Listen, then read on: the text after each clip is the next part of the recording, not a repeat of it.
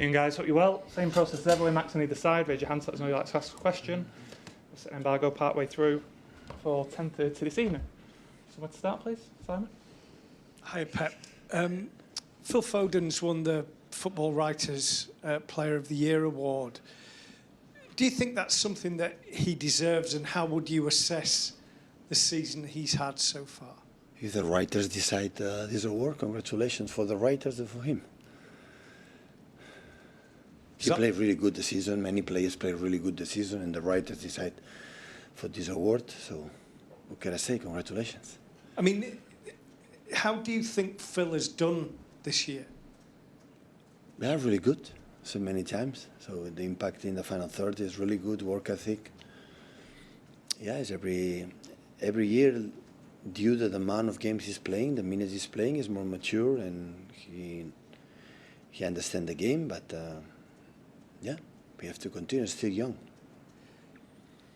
Earlier in his career, when he was younger, when you were kind of new here, there were a lot of people questioned the way that you treated him and whether he got enough chances, and you always said, if he sticks with me, he'll be fine. We know what we're doing. Is that sometimes difficult when you know how to develop football players, but people from the outside are saying you're not doing it correctly? Is that difficult to deal with? Well, the first part of the question, criticism, was 70, 80 years old. David Silva was here, Kevin De Bruyne was here, Gundogan was here. So it's playing a team. I want a lot of Premier Leagues and final stages in all competitions. So it's not easy to play so demanding that. But I don't. People, again, thank you so much to give me incredible credit. But it's not about that. So the football's developed for the amount of minutes they play and learn during the game what happened with his mates, opponents, and so on. The work ethic mentality. We can, as a manager, suggest something. It depends on the opponents, but belong to them. Belong to them. Look the case from Cole Palmer. What I developed. I didn't give the minutes. If I give the minutes, maybe it should be here, maybe not. And the talent was there, it's there. So, and at the end, depend absolutely to the players and what they do, what they learn every single game. Sure. Hi, Pep. Just on Phil, how much more improvement is there for him to do? He's had a brilliant season. How much further could he go or improve? Always you can improve. Until you retire, until you die, always you improve. He was ill or missed the game last week, and also Dias missed the game. Are they both okay? And for Ederson as well, is there any news how long he'll be out? Or looks worse than he feels good. Yesterday we trained, he feels good. So he could be back this weekend. Obviously, you've got four games in the title race left.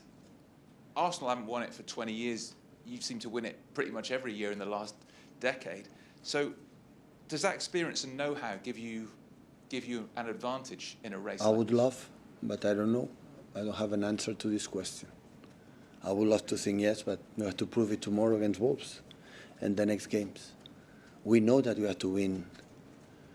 We have to do all 12 points. Otherwise, it will be difficult because Arsenal is so strong, so consistent. It's difficult going to drop points. But what I said is, it depends on us. So it's simple, one game, one more week, and after the last week of the season, before the FA Cup final, 3 games in a week, once in a time to win the games.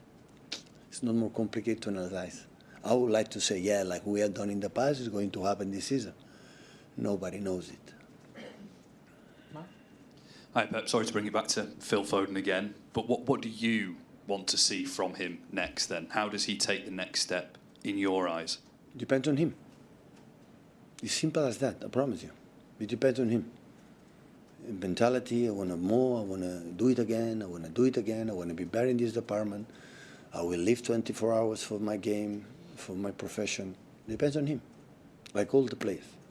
He has this tag, rightly so, of the academy graduate at Manchester City, but is it time we move past that, or is actually that something to be proud of? About, sorry? He carries the academy graduate tag. He is really one of the first players to break into your side here. He's the model boy for anyone in the academy, and still carries that tag. Of course, for the academy players, he's the players that were in the academy and making a huge impact with the team is the target. But look how many players came from the academy. How many is playing here, but how many is in all around the world? In other leagues, here in England, how many players? Luke Morgan now in Aston Villa was here, and many, many players. So the job this academy has done in the last 5, 6, 7 years is unbelievable. Because we are so proud of them. Not all the players academy can play in the first team. It's a question of space. It cannot. But, you know, they held them to be better players, human beings, and look what happened. They have, all of them are professionals, the long careers will be. So it's so nice. It's really, really good. And finally, just a word on Wolves and the work that Gary O'Neill's done this season, because I think some Wolves fans were certainly fearing the worst in relegation, but actually they've got themselves securely in mid-table. Really good. Hi, Pep. How was it to have a full week of training sessions? Good. Days off and good 3 really good training sessions. As always, the team always train good. But can you do more stuff when you have more time and work tactically instead of just more recovering? More fresh the mind.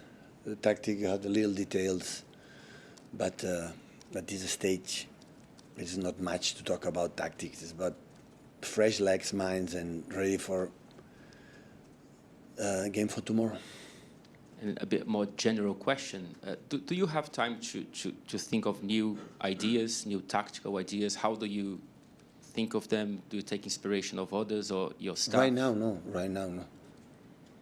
Right now is rest of myself and prepare Wolves, and after Fulham, and no more than that. No. Hi, Pep. After Aston Villa lost in the first leg of their European tie last night, it looks as though we won't have any English teams in the last 4 in the final of the major competitions. Jürgen Klopp said today that he thinks that's down to the schedule in this country, that it's much more difficult for teams here to be successful in Europe. I know you've spoken about the schedule before, but is there a direct correlation in your mind too in terms of not having English representatives in the major finals of European competitions because of what you have to face? Yeah. I don't know if it's the main reason, but I'm completely agree with Jürgen. It's one of the reasons. Does more have to be done in this country to change that, to allow you to have that? It's not going to change. Don't insist with that. It's not going to change. But maybe next season we are 3 or 4 English teams in the final stages. But for a long, long time, it's more difficult, yeah. And just asking about Erling as well. Obviously, he started on the bench at the weekend, came on, looked a bit more like at his best form. He was aggressive, he stretched the defence. Is he fit to start again this weekend? Yeah. And did you, when you saw him come on, did you see a bit of the fire back in him that we haven't seen maybe in the last few weeks? When everybody's fit, they have to be ready. I don't know exactly what they're going to do tomorrow. Of course, I know not have a little doubts for 1 or 2 players in the lineup, but the rest, the game plan and what I want to do, I had time to think about it and see the last games from Wolves, and yeah, but he's ready. Yeah. Okay, setting back.